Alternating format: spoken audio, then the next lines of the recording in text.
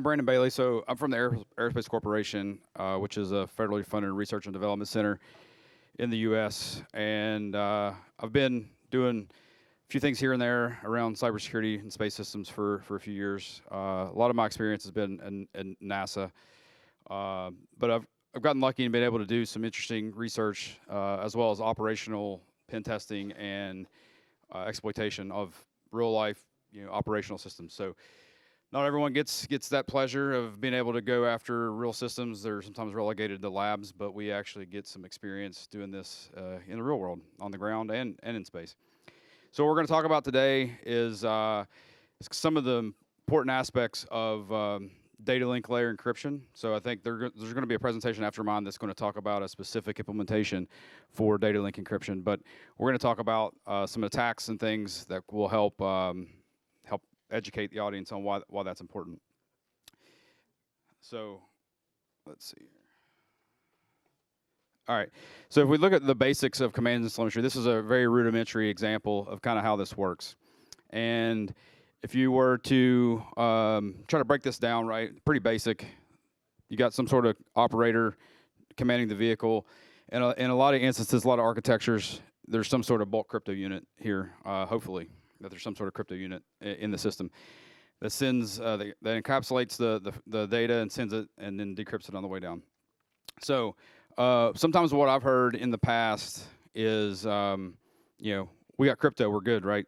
And I'm like, well, depends on what we're looking for and where our injection point is. So what I would like to talk about today is what if, and I have a different slide on this, but what if we're left of crypto? What if we're in this ground infrastructure? And what type of vulnerabilities may exist and what can we actually do from a cyber perspective in that area. So just because you have the bulk crypto unit doesn't make you safe from kind of command injection and all the things that you would expect unless you're talking about RF injection. So I'm not going to, this isn't a crypto course, but I wanted to at least put a slide in here that kind of talked about your bulk crypto units and what they're good for. Encryption, decryption, key management, authentication, integrity, those type of things. So again, this isn't a cryptography presentation, but it's in there for people, and I pulled it from ChatGPT just so that people were, you got to have that in a presentation these days, some sort of AI call. But anyway, so what if we're the attacker, and what if we're in this area here?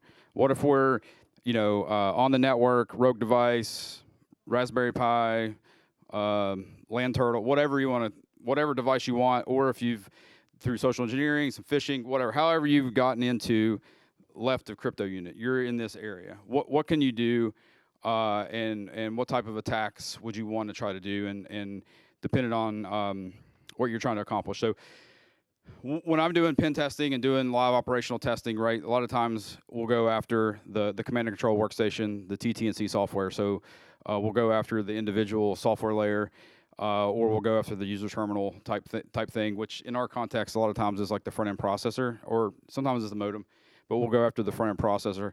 But what if you want to go after something that's not necessarily you just want to kind of manipulate the packets, and that's what we're going to talk about, is manipulation of the actual packet. So I'm not trying to actually get code execution on this endpoint. I'm not trying to get code execution on this front-end processor. What if I'm trying to get code execution or some sort of manipulation here, right? So we're going to go over some examples with some tooling and things that we've built that allow us to kind of man in the middle of the data as it flows across the wire to get some sort of execution on the vehicle, or falsified telemetry. And there's a different slide on that. So the reason I'm doing this presentation is really to help promote awareness of a standard that's been out for a number of years. So I'm a part of the CCSDS Security Working Group, and there was a standard that we put out a few years ago called the Space Data Link Security Layer, so data link level encryption and authentication. So if you think about the way this stacks up, we're talking about the data link layer down in this area of the stack. So if you're not familiar with CCSDS, I would suggest you kind of go up and read up on it. There's a lot of interesting security features that are being built into a lot of the protocols that are out there. But what we're talking about is we're going to talk about the importance of the application of the data link layer encryption, so that we have the frame data and stuff encrypted and authenticated, so you can't manipulate that on the wire. So if you like to look at this, this is a good picture that I think helps people understand. If you're a cyber person, you've been taught, you've been educated, hopefully, on the OSI model, right? So application through physical layer. And this is an interesting chart that a colleague of mine put together that helps try to articulate in the CCSDS construct, in the space protocol construct, how that looks. So if you think about, a lot of the cryptography that a lot of people use is really at RF, helps you with that RF area. We're going to talk about this data link here. So what that's going to do is encapsulate and encrypt the TT&C or AOS area of the data frame, so that it's authenticated and encrypted, so that you can't manipulate it on the wire. So we're going to go over a few attacks that we were able to do with some systems based on people not having this built into their architecture. So let's perform this. So we have a tool that we developed, and before anyone asks, no, you can't have it, but I'm still going to present it, because we'll usually get that question. It's like, oh, you're going to open source that? And we can't necessarily do that. But it's you can easily reproduce these similar things on your own, because CCSDS is an open standard, and you can easily kind of create your own implementation. So what we built is a thing we call Space Invader. Play on the game back in the day. So it's based on building tooling around implementing TTPs, specifically techniques and sub-techniques from Aerospace's SPARTA framework, the Space Attack Research and Tactic Analysis framework. So we built this thing called Space Invader, and we continually add new TTPs to it that we can use in pen testing and different activities. So what we're going to do, we're going to go through a few videos and examples of us falsifying telemetry. So basically thinking about you send commands to the vehicle. You expect the command counters to increment, right? That's a pretty basic feature of a space vehicle. What if we continually tell you that the command counters are the same and they've never went up, or we change it to whatever we want it to be? So we'll run some things, and you can do any type of telemetry. This is just a rudimentary example of command counters not incrementing like they should. So we'll send a bunch of commands, and the command counter never changes. We'll also do like swaps of commands. So we'll send no op commands, like just a basic ping command in the context of a space system, no operation command. So we'll send it to one application, but it'll change it and make it a no op for another application. And then we'll do the same where you send a no op, but it actually changes the torque values of the reaction wheels and then causes you to just kind of spin uncontrollably. So those are some of the things that we'll go over in the videos today. So this is our tool that we're building. It's pretty basic right now. Nothing too fancy with the GUIs, but we are. This is a very simple man-in-the-middle tool right now that we're working on.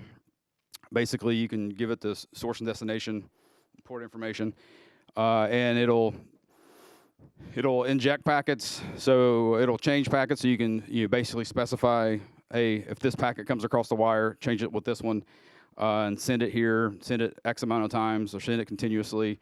We'll do replay, so it'll be able to capture frames as it goes across the wire, and then it'll be able to replay those at a later time. And then we'll do command injection as well, where you can just create whatever packet you want, and it'll send through the ground infrastructure to the platform based on TCP/IP. So let's do the first one here.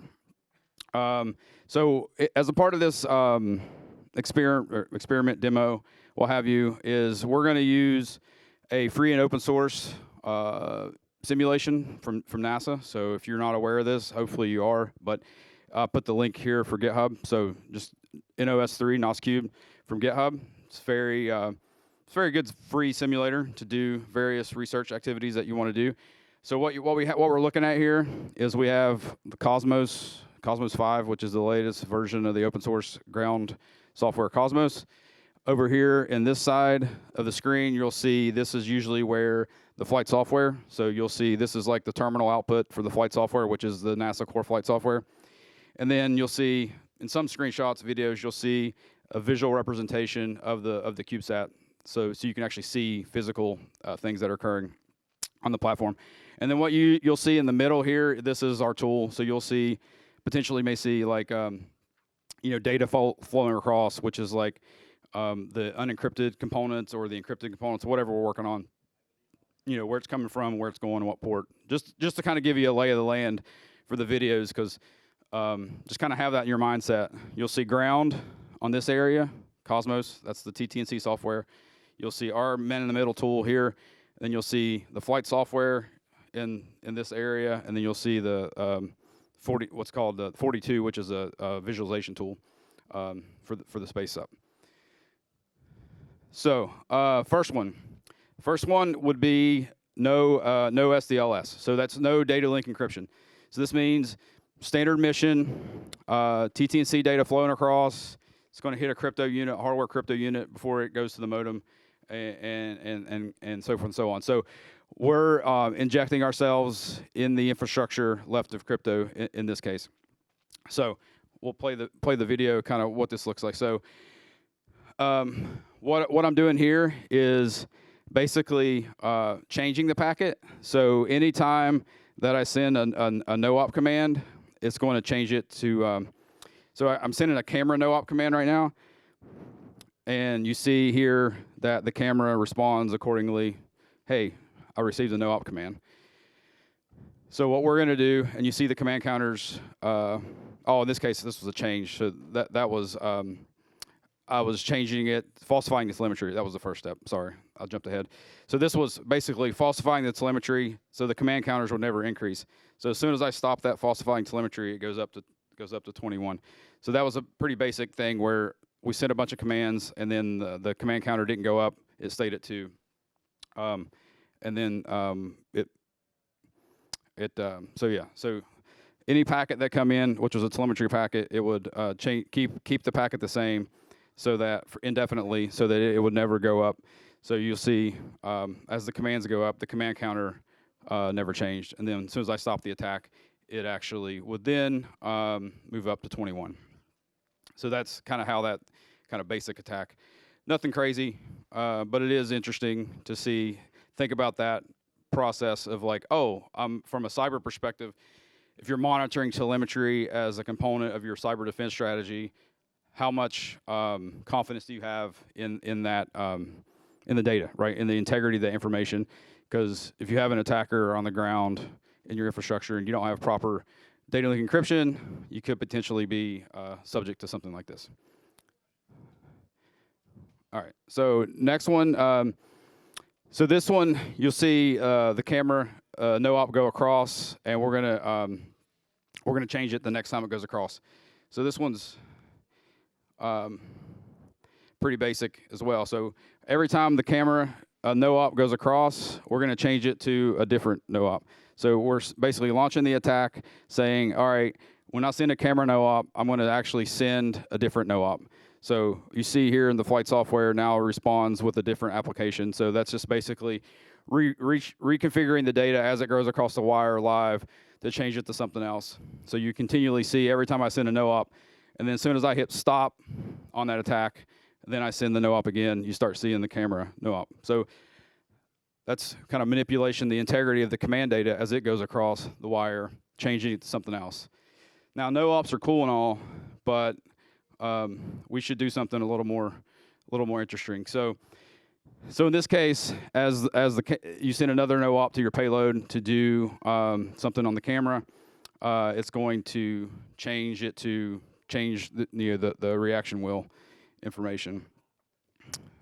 Let's see here. So you see it spinning. So I sent a camera no-op, and you'll see this thing start to spin. So I didn't have the flight software over here because it didn't make sense so you could visually see. So I'll show that, kind of go back.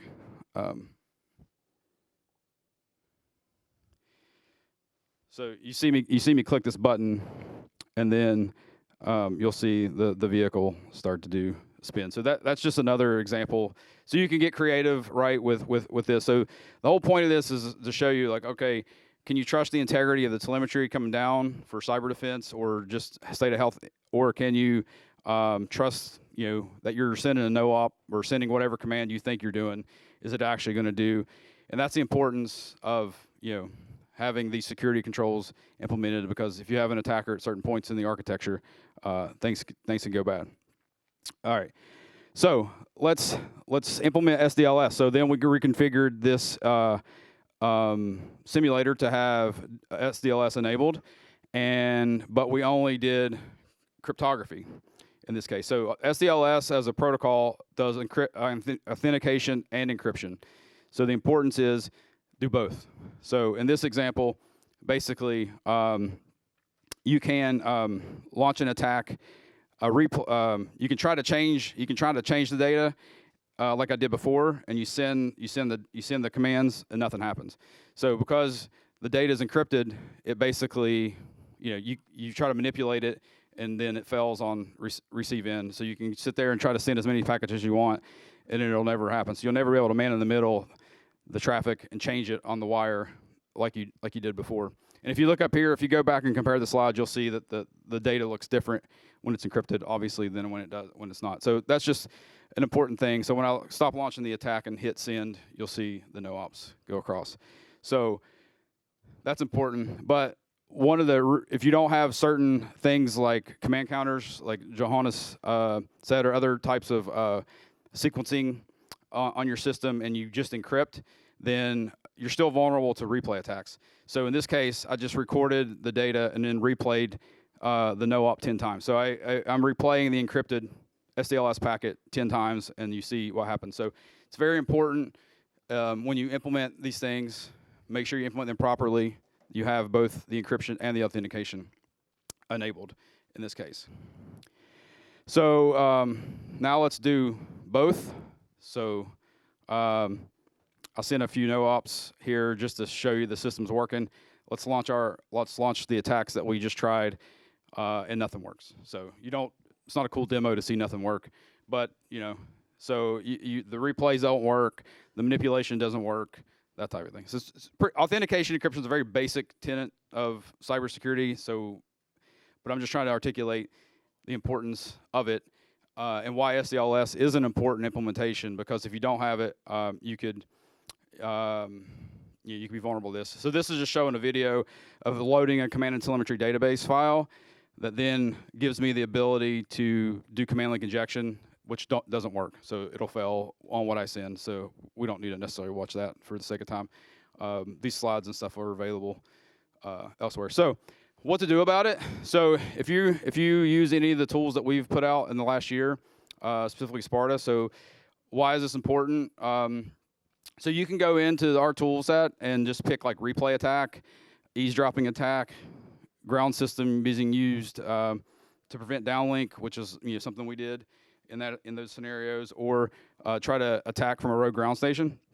You can go in our tool and click any of the attack vectors, and it'll just spit out like countermeasures that you should look into. Well, obviously, the top two for these ComSec, authentication, replay protection, those type of things.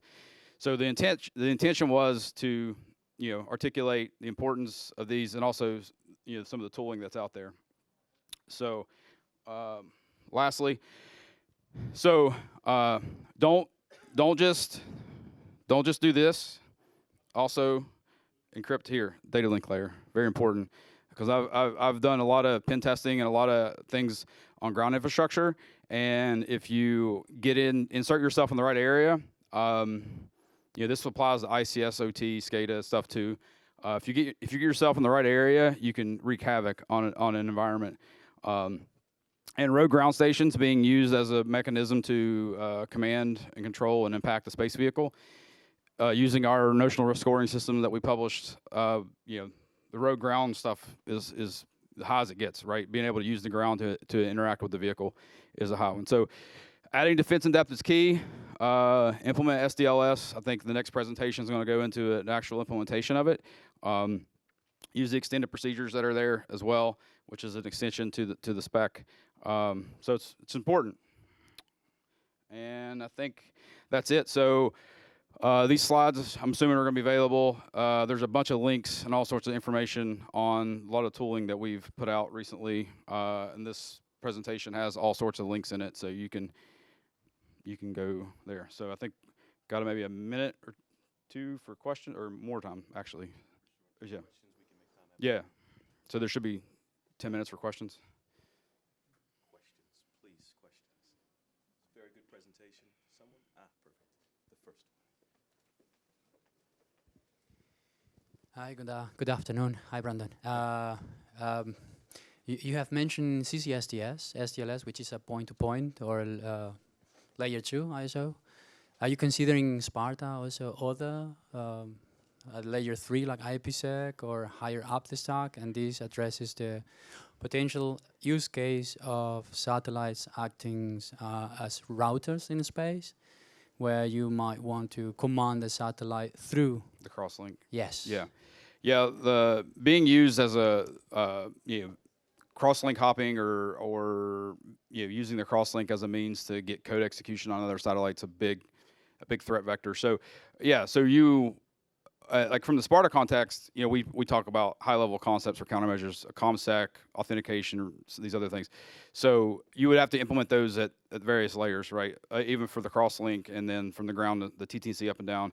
So IPsec, between the two, you can, since we're going IP in space, like a lot of those same things that we do terrestrially, you can just apply in space, and the expectation would be that you would do that. We shouldn't go back to the 80s and 90s for TCP/IP just because it's in space. Like start for the current, MPLS and various types of technologies that are available now. Just to put that in space, it's probably the best option. Yeah. More questions. There has to be at least one other question. Someone has one, I'm sure. Maybe Johannes, you have a question?